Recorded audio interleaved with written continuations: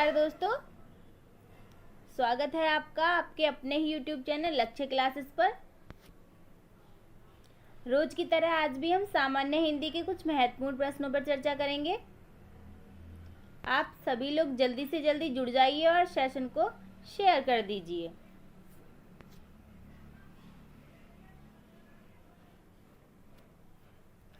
सभी लोग जल्दी से जल्दी जुड़ जाइए और सेशन को अपने दोस्तों में शेयर कर दीजिए ताकि सभी लोग जल्दी से आ जाएं। बहुत ही अच्छे प्रश्न हैं सेशन में, एग्जाम की दृष्टि से बहुत महत्वपूर्ण है। जल्दी से जल्दी सभी जुड़ जाइए।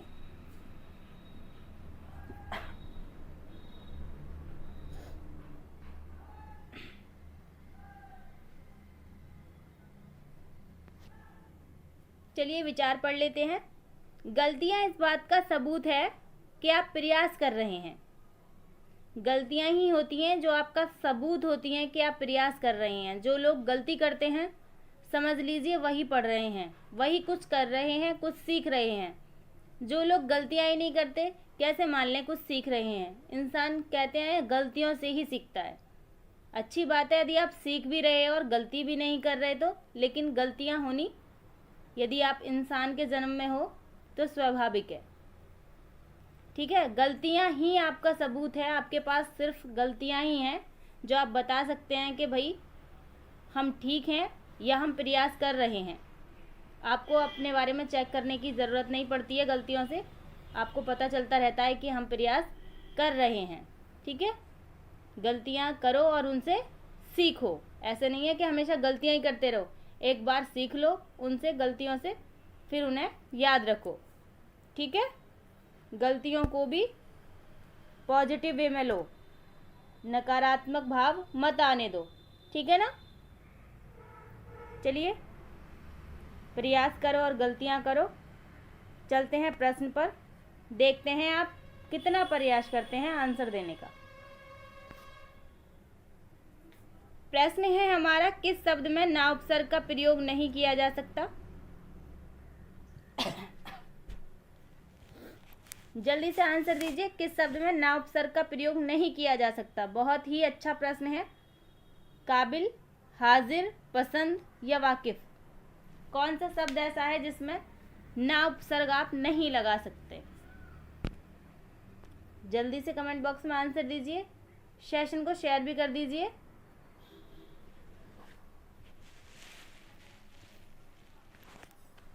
चलिए, ये तो बहुत ही आसान प्रश्न है, आंसर ले लेते हैं। चलो पहले इसको लगा के देख लेते हैं हम उपसर्ग। ठीक है काबिल शब्द में ना उपसर्ग लगाइए, क्या हो जाएगा, ना काबिल, है ना। हाजिर शब्द में ना उपसर्ग लगा के देखिए, ना हाजिर। बन रहा है, नहीं बन रहा ना। पसंद शब्द में लगा के देखिए, ना पसंद, बहुत ही अच्छा बन रहा है ना। वाकिफ में लगा के देखिए, ना वाकिफ, है ना। तो क्या हुआ, आंसर आपको पता चल गया होगा। ये जो बी ऑप्शन है हाजिर, इसमें ना उपसर्ग प्रयोग नहीं हो रहा है। ना हाजिर आपने कहीं लिखा हुआ देखा है, नहीं देखा होगा ना। अच्छा, ये देख लेते हैं कि यदि इसमें ना उपसर्ग का प्रयोग नहीं हो रहा है तो हाजिर शब्द में कौन से उपसर्ग का प्रयोग होगा, गैर उपसर्ग का प्रयोग होगा। ठीक है, हाजिर को गैर हाजिर बोलते हैं उपसर्ग लगा के। काबिल को नाकाबिल बोलते हैं, पसंद को नापसंद बोल सकते हैं, वाकिफ को नावाकिफ, लेकिन हाजिर को गैर हाजिर बोलते हैं, ना हाजिर नहीं बोलते हैं। ठीक है, चलते हैं अगले प्रश्न पर। प्रश्न है हमारा, सदा सच बोलना चाहिए, यह किस प्रकार का वाक्य है। जल्दी से कमेंट बॉक्स में आंसर दीजिए, सदा सच बोलना चाहिए। बात तो बहुत अच्छी है भाई, सदा सच ही बोलना चाहिए, लेकिन ऐसा संभव नहीं होता है। झूठ सभी बोलते हैं ना, हंसने की बात नहीं है, बोलते ही हैं सब झूठ। संदेहवाचक, इच्छावाचक, आज्ञावाचक, संकेतवाचक, सदा सच बोलना चाहिए किस प्रकार का वाक्य है। जल्दी से कमेंट बॉक्स में आंसर दीजिए।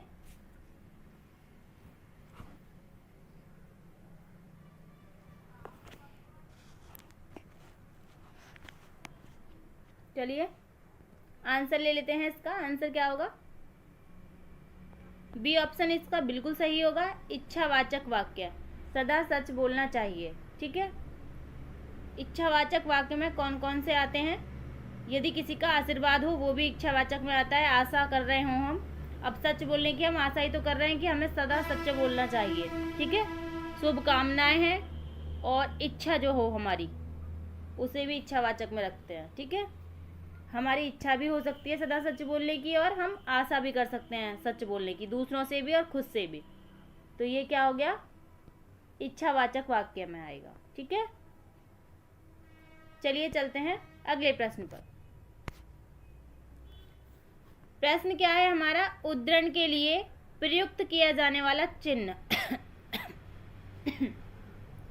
जल्दी से कमेंट बॉक्स में आंसर दीजिए। 4 ऑप्शन आपके पास हैं, देख के बताइए कौन सा चिन्ह है ऐसा जो उद्धरण के लिए प्रयुक्त किया जाता है।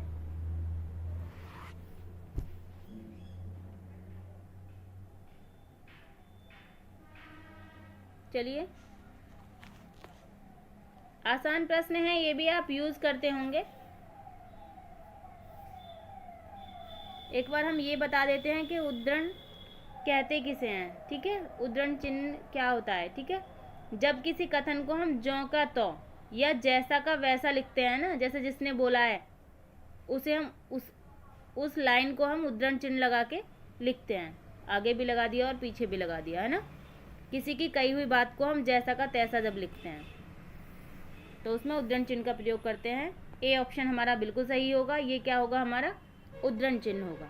ठीक है, परिभाषा जब हम लिखते हैं तो ये उद्धरण चिन्ह लगाते हैं ना। क्यों लगाते हैं? क्योंकि वो दूसरे की कही हुई बात है और हम ज्यों का त्यों लिख रहे हैं उसको, इसलिए उसमें उद्धरण चिन्ह लगाते हैं। ठीक है, ये वाला चिन्ह देख लेते हैं, बी ऑप्शन वाला। ये किसके लिए होता है? संयोजक चिन्ह है ये। और ये जो है इसे देख लेते हैं, इसे आप बराबर का या इक्वल का भी कहते हैं, इसे समानता सूचक चिन्ह कहते हैं। और इस वाले चिन्ह को देख लेते हैं, डी ऑप्शन वाले को, ये विस्मयादिबोधक चिन्ह है। ठीक है, चलते हैं अगले प्रश्न पर। प्रश्न है हमारा, मीरा जोर से हंसी। यह वाक्य किस क्रिया का समुचित उदाहरण है? जल्दी से कमेंट बॉक्स में आंसर दीजिए। एकर्मक, प्रेरणार्थ, द्विकर्मक या सकर्मक? जल्दी से कमेंट बॉक्स में आंसर दीजिए। मीरा जोर से हंसी किस क्रिया का उदाहरण है ये?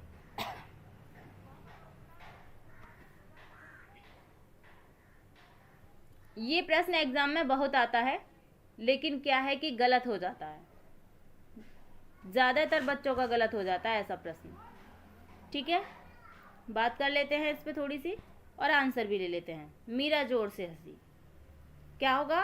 ए ऑप्शन हमारा बिल्कुल सही होगा। अकर्मक क्रिया होगी इसमें।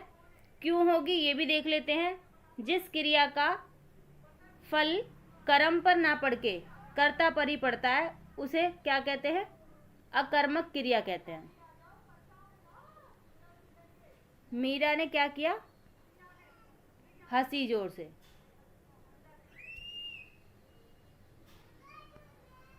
हंसी कौन? मीरा। तो इसमें मीरा पर ही फल पड़ रहा है इसका हंसने का। ठीक है, इसमें क्या हो गई? अकर्मक क्रिया है।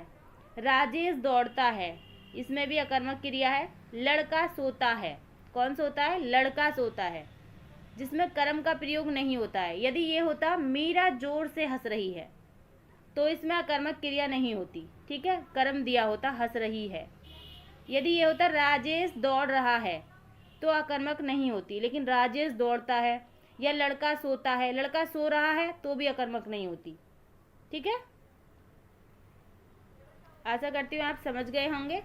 यदि मीरा जोर से हंस रही होती, ऐसा होता, तो इसमें अकर्मक क्रिया नहीं होती, लेकिन यहाँ क्या है? मीरा जोर से हंसी, तो क्या हो गया? अकर्मक क्रिया हो गया। चलिए चलते हैं अगले प्रश्न पर। प्रश्न है हमारा, काफी में कौन सा विशेषण है? जल्दी से कमेंट बॉक्स में आंसर दीजिए। ये चाय वाली कॉफी नहीं है भाई। निश्चित परिमाणवाचक, अनिश्चित परिमाणवाचक, निश्चित संख्यावाचक, उपरोक्त में से कोई नहीं। जल्दी से कमेंट बॉक्स में आंसर दीजिए। पीने वाली कॉफी नहीं है भाई, ये काफी है, काफी। कौन सा विशेषण है ये आपको बताना है, जल्दी से कमेंट बॉक्स में आंसर देना है इसका।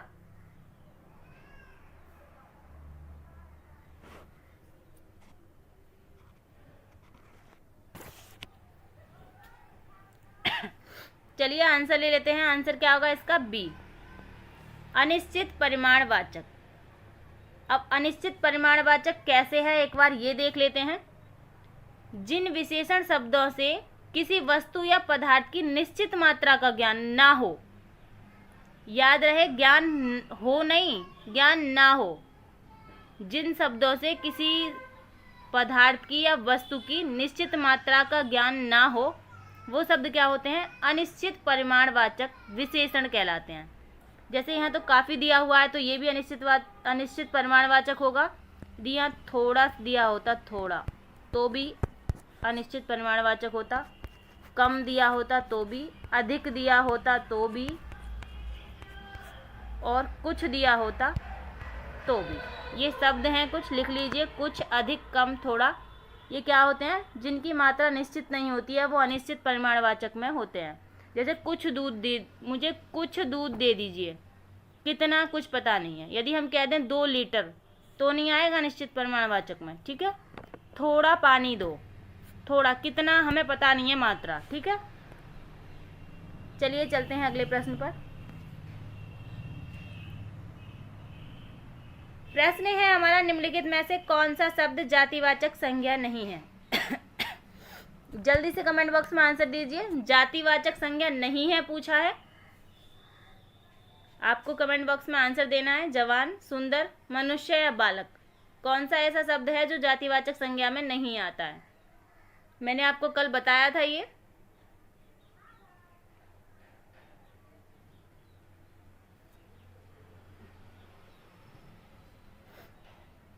जब किसी वस्तु का नाम दिया हो तो वो क्या होता है?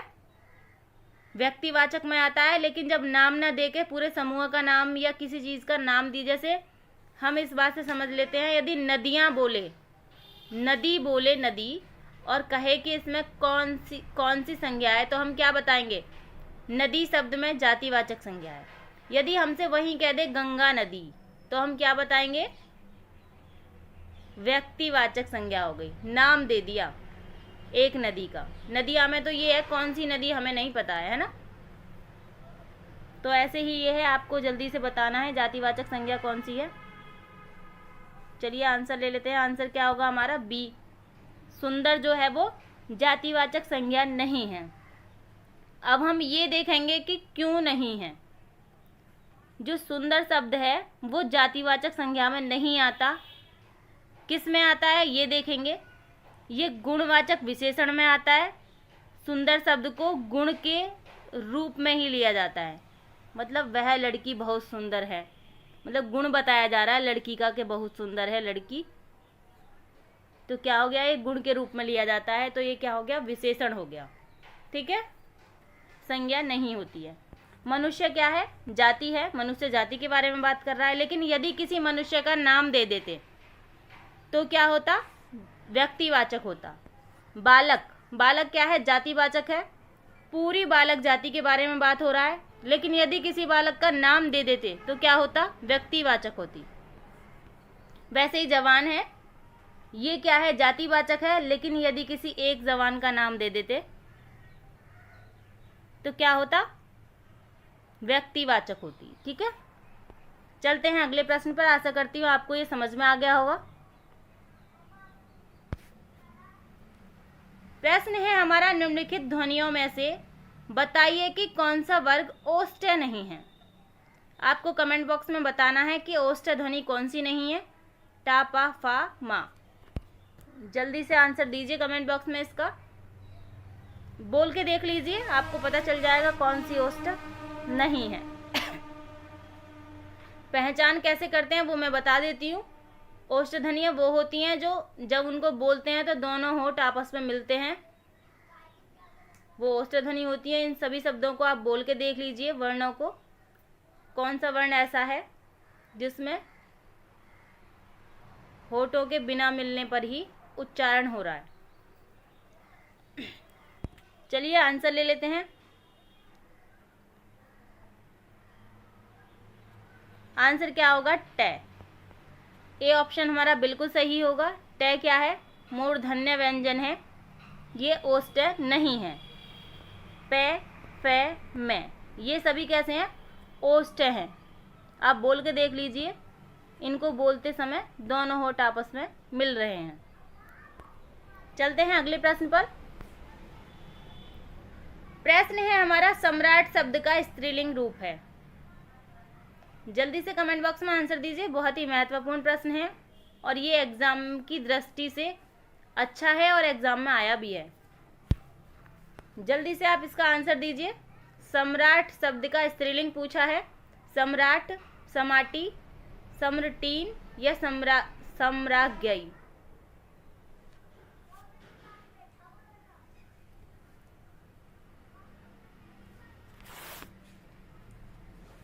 जल्दी से आंसर दीजिए।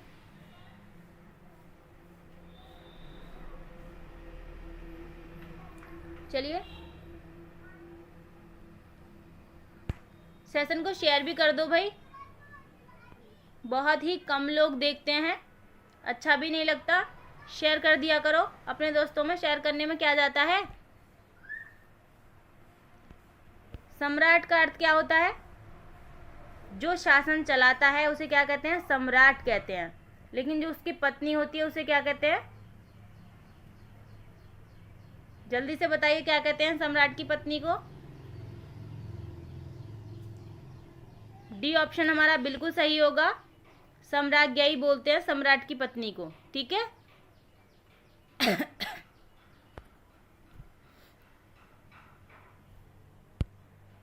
चलिए चलते हैं अगले प्रश्न पर। प्रश्न है हमारा, तद्भव शब्द है। सकट, पात, कांच, गोपाल। जल्दी से कमेंट बॉक्स में आंसर दीजिए, कौन सा शब्द है जो तद्भव है। मैंने कल भी कराया था ये प्रश्न, बिल्कुल ऐसा ही प्रश्न था वो। जिन्होंने कल की क्लास की होगी वो इस आंसर को बहुत जल्दी बता देंगे।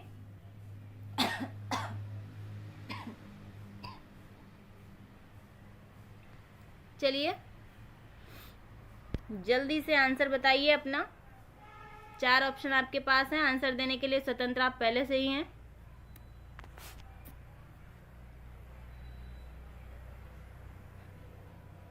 चलिए आंसर ले लेते हैं। आंसर क्या होगा इसका?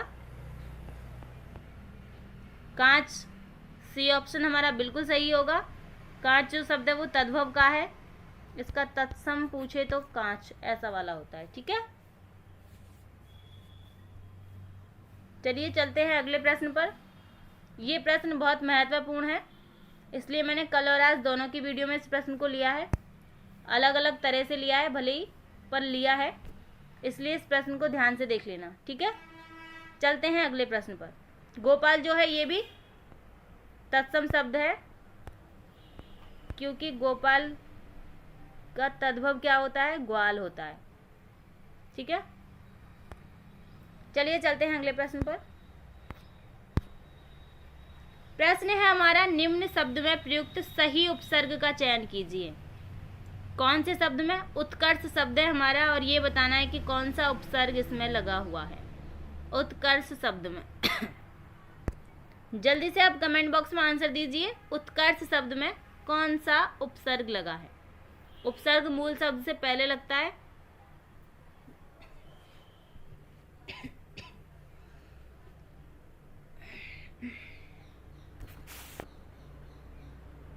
चलिए आंसर ले लेते हैं। आसान प्रश्न है ये तो। ऑप्शन नंबर ए हमारा बिल्कुल सही है। उत, हलंत वाला उत उपसर्ग लगा हुआ है उत्कर्ष शब्द में। वैसे उत का अर्थ होता है ऊपर या ऊंचा, और यदि ये पूरा शब्द बना हुआ हो उत्कर्ष, तो उसका क्या अर्थ होता है? वृद्धि, समृद्धि या श्रेष्ठता। ठीक है। चलते हैं अगले प्रश्न पर। प्रश्न है हमारा, जब क्रिया का संबंध कर्ता से हो वहां वाक्य होगा।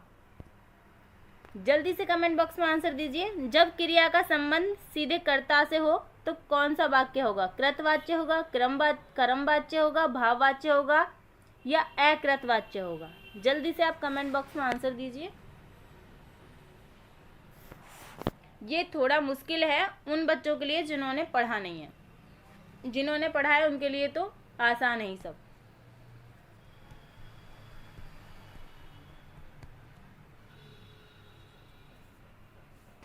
चलिए आंसर दीजिए।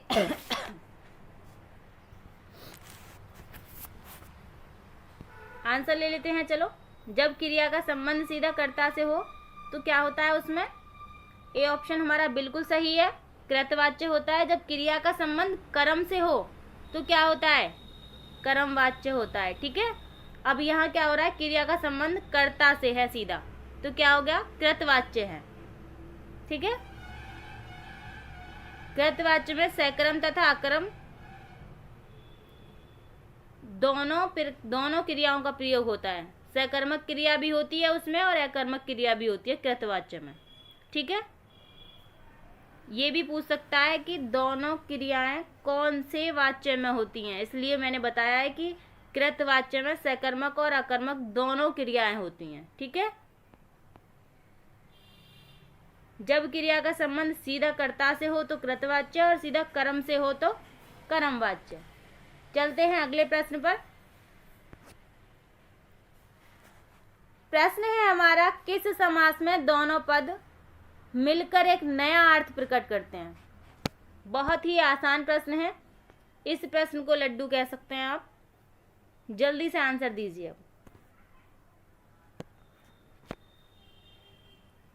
दोनों पदों को मिलाकर एक नया पद बनता है या नया अर्थ प्रकट होता है, वहाँ कौन सा समास होता है? आप बहुत अच्छे से जानते हैं। बहुत आसान प्रश्न है ये, लेकिन ऐसे ही प्रश्न एग्जाम में बनते भी हैं। कंफ्यूज बिल्कुल नहीं होना है। आंसर ले लेते हैं। चलो, आंसर क्या होगा हमारा? बहुव्रीहि समास। दोनों पद मिलकर एक नया अर्थ प्रकट करते हैं। कैसे करते हैं? जैसे शब्द दिया होता है नीलकंठ, पूछता है नीलकंठ में कौन सा समास है। नील शब्द भी मिल गया और कंठ शब्द भी मिल गया। इन दोनों शब्दों को मिलाकर भी क्या हुआ?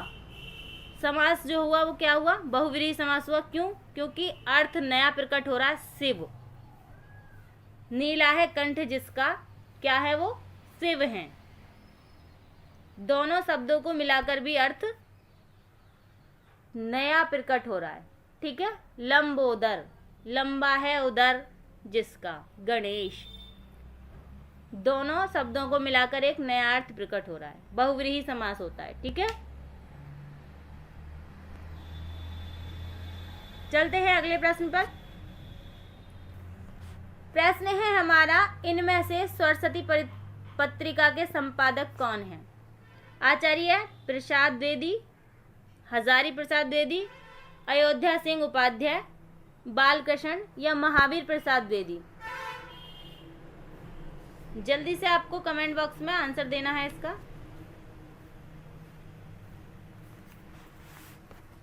ये पत्रिका बहुत महत्वपूर्ण है और बहुत बार एग्जाम में पूछी भी गई है। इसको ध्यान से देख लेना। आप लिख लिया करो, नोट कर लीजिए, कर लो कहीं। ये प्रश्न जो हैं बहुत अच्छे प्रश्न हैं, इन्हें आप नोटबुक में नोट कर लिया करो। ठीक है, चलिए आंसर ले लेते हैं। आंसर क्या होगा इसका? डी, महावीर प्रसाद द्विवेदी। सरस्वती पत्रिका के संपादक कौन है? महावीर प्रसाद द्विवेदी।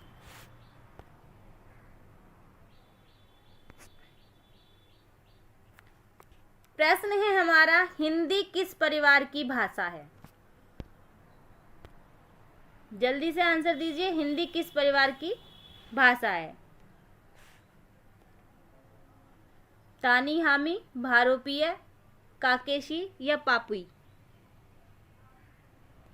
जल्दी से आपको आंसर देना है। किस परिवार की भाषा है हिंदी? ये प्रश्न तो सबको ही पता होगा, बहुत आसान प्रश्न है। ऑप्शन से और भी ज़्यादा आसान हो गया है, क्योंकि और कोई ऑप्शन ऐसा लग ही नहीं रहा जिसे आप लगा सको। चलिए आंसर ले लेते हैं।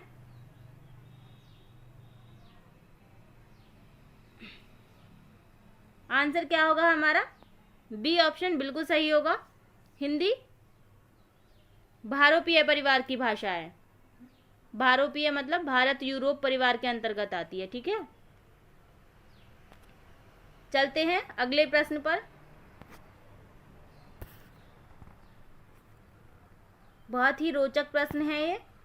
पेट में दाढ़ी होने का अर्थ पूछा है। पेट में दाढ़ी होना, भेद न लगने देना, वस्तु का सही स्थान पर न होना, अप्राकृतिक व्यवहार होना, छोटी उम्र में ही बुद्धिमान होना। जल्दी से कमेंट बॉक्स में इसका आंसर दीजिए आप। क्या हो रहा है? अरे खुद ही चल रही है स्लाइड। हाँ जी, पेट में दाढ़ी होना, इसका आपको अर्थ बताना है। भेद न लगने देना, वस्तु का सही स्थान पर ना होना, अप्राकृतिक व्यवहार होना, छोटी उम्र में ही बुद्धिमान होना। जल्दी से कमेंट बॉक्स में आंसर दीजिए। बहुत ही अच्छा प्रश्न है। आशा करती हूँ इसका आंसर आप सभी सही देंगे।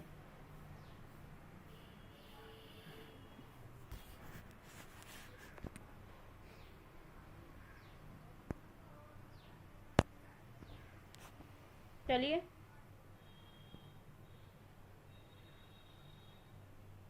आपके आसपास ऐसे बहुत लोग होंगे जिनके पेट में दाढ़ी होगी। आंसर ले लेते हैं। इसका आंसर क्या होगा? डी ऑप्शन बिल्कुल सही होगा। छोटी उम्र में ही बुद्धिमान होना। कोई बच्चा बड़े जैसा काम करता है तो उससे कहते हैं ना, इसके तो पेट में दाढ़ी है। चलिए, छोटी उम्र में ही बुद्धिमान होना इसका अर्थ हो गया। अगले प्रश्न पर चलते हैं। अब प्रश्न है हमारा, देशभक्ति में कौन सा समास है? कर्मधारय समास है, बहुव्रीहि समास है, तत्पुरुष समास है या द्विगु समास है? जल्दी से कमेंट बॉक्स में आंसर दीजिए। कौन सा समास है देशभक्ति शब्द में?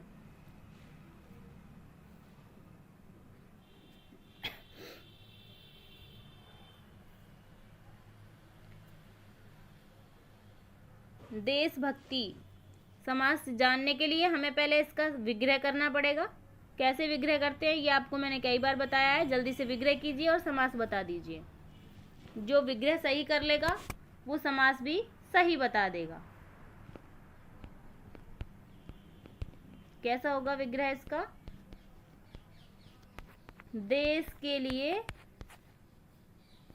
भक्ति। अब आपके लिए आसान हो गया होगा। जल्दी से कमेंट बॉक्स में आंसर दीजिए। देशभक्ति, देश के लिए भक्ति कौन सा हो गया? ऑप्शन नंबर सी बिल्कुल सही है। तत्पुरुष समास होगा देश के लिए भक्ति, देशभक्ति में, ठीक है। जिस समास का विग्रह करते वक्त उसमें कारक चिन्ह आ जाए उसमें क्या होता है? तत्पुरुष समास होता है। के लिए क्या है? कारक चिन्ह है ये। जैसे राजा पुत्र, राजा का पुत्र, ठीक है। राजपुत्र होता है राजा का पुत्र। जैसे गौशाला होता है गौ के लिए शाला।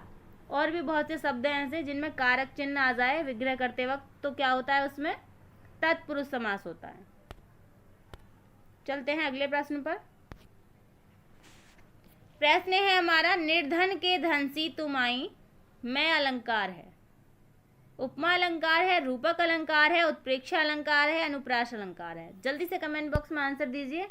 निर्धन के धनसी तुम आई,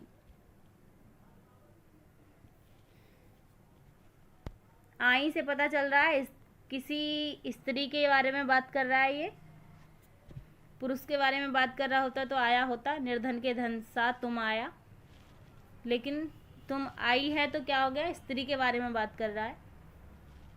क्या कह रहा है ये? निर्धन के धन सी तुम आई।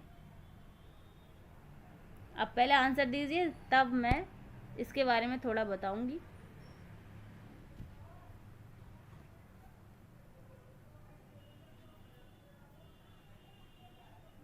चलिए आंसर ले लेते हैं। आंसर क्या होगा?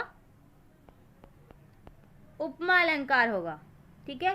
कैसे होगा उपमा अलंकार? सबसे पहली पहचान तो इसमें सी आ रही है। जिन शब्दों में क्या हो, जिन वाक्यों में सा आ रही हो, लाइनों को पढ़ के देखें, उनमें सा आ रही हो, से, सी, सादृश, ठीक है, या सम, समान, ये शब्द आते हैं तो क्या होता है उसमें? उपमा अलंकार होता है। कैसे होता है? निर्धन के धन सी तुम आई, इसमें सी आ रहा है तो पहले आप सी को देखते हुए ये लगा देंगे कि उपमा अलंकार है, लेकिन एक बार ये जरूर देखेंगे कि उपमा अलंकार है कैसे। जहां किसी एक वस्तु या व्यक्ति की दूसरी वस्तु या व्यक्ति से तुलना की जा रही हो या उपमा दी जा रही हो, वहां क्या होता है? उपमा अलंकार होता है। निर्धन के धन सी तुम आई, निर्धन के धन से किसी स्त्री की तुलना की जा रही है। ऐसे आई तुम, जैसे निर्धन के पास धन आ जाता है, वैसे आई तुम, ऐसे स्त्री की तुलना निर्धन के धन से की जा रही है, तो क्या हो गया? इसमें उपमा अलंकार हो गया। ठीक है, दोनों तरह से मैंने आपको समझा दिया है। चलिए चलते हैं अगले प्रश्न पर। प्रश्न है हमारा, गंगा का पर्यायवाची है। जल्दी से कमेंट बॉक्स में आंसर दीजिए। गंगा का पर्यायवाची कौन सा है? हंससुता है, सुरसर है, विष्णुपदी है, धैनुमती है। जल्दी से कमेंट बॉक्स में आंसर दीजिए। गंगा का पर्यायवाची पूछा है।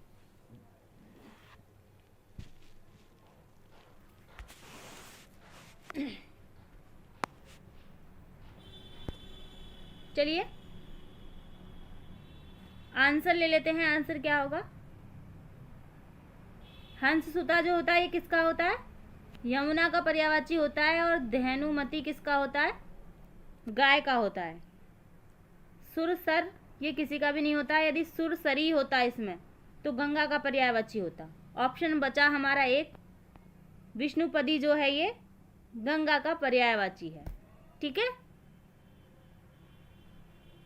यदि यहाँ पे सुरसरी होता तो ये गंगा का पर्यायवाची होता, लेकिन सुरसर है तो ये गंगा का पर्यायवाची नहीं है। विष्णुपदी इसमें गंगा का पर्यायवाची है। ऑप्शन सी हमारा बिल्कुल सही है। चलते हैं अगले प्रश्न पर। प्रश्न है हमारा, सामान्य वर्तमान काल का उदाहरण है। सामान्य वर्तमान काल का उदाहरण पूछा है। सीता बाजार जाती होगी, रमेश ने समाचार पत्र पढ़ा, वर्षा हो रही थी, वह कलकत्ता जाता है। जल्दी से आप कमेंट बॉक्स में आंसर दीजिए। इसका कौन सा ऑप्शन आपको ऐसा लग रहा है जो सामान्य वर्तमान काल का है?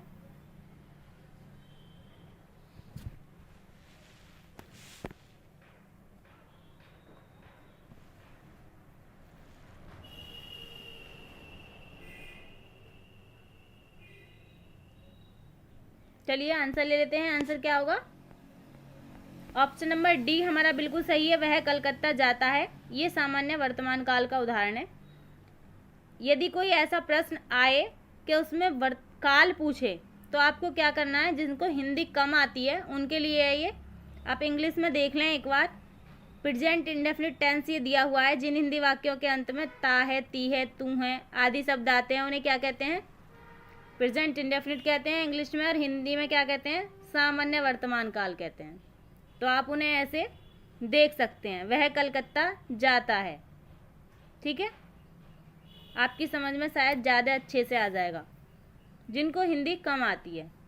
यहाँ ये होता मैं लिखती हूँ तो भी इसमें सामान्य वर्तमान काल होता। वह गाता है, इसमें भी सामान्य वर्तमान काल होता। ठीक है, ती है, ता है, ते हैं से ही पता चल रहा है कि इसमें सामान्य वर्तमान काल है। सीता बाजार जाती होगी, होगी पता नहीं कब जाती होगी, है ना, फ्यूचर में आ रहा है। रमेश ने समाचार पत्र पढ़ा, पता नहीं कब पढ़ा है। वर्षा हो रही थी, हो रही थी, अब नहीं हो रही है, तो सामान्य वर्तमान काल क्या है? वह कलकत्ता जाता है। ठीक है, चलिए चलते हैं अगले प्रश्न पर। प्रश्न है हमारा, मजदूरी और प्रेम निबंध के रचनाकार हैं। आज के सेशन का लास्ट प्रश्न है और बहुत ही अच्छा और महत्वपूर्ण प्रश्न है एग्जाम की दृष्टि से। मजदूरी और प्रेम निबंध के रचनाकार हैं। सेशन को लाइक कर दीजिए और शेयर भी कर दीजिए। बाद में भी आप शेयर कर दिया करो अपने दोस्तों में। चलिए आंसर ले लेते हैं। मजदूरी और प्रेम निबंध के रचनाकार कौन है? सरदार पूर्ण सिंह मजदूरी और प्रेम निबंध के रचनाकार हैं। आशा करती हूँ आपको सेशन अच्छा लगा होगा। यदि आपको मेरे सेशन से कुछ भी समझ में आया हो, थोड़ा बहुत भी आपको सेशन अच्छा लगा हो, तो आप कमेंट कीजिएगा, सेशन को लाइक कीजिएगा और शेयर भी कीजिएगा। मेरे साथ इतनी देर तक बने रहने के लिए धन्यवाद। लाइक शेयर सब्सक्राइब करना ना भूलिएगा।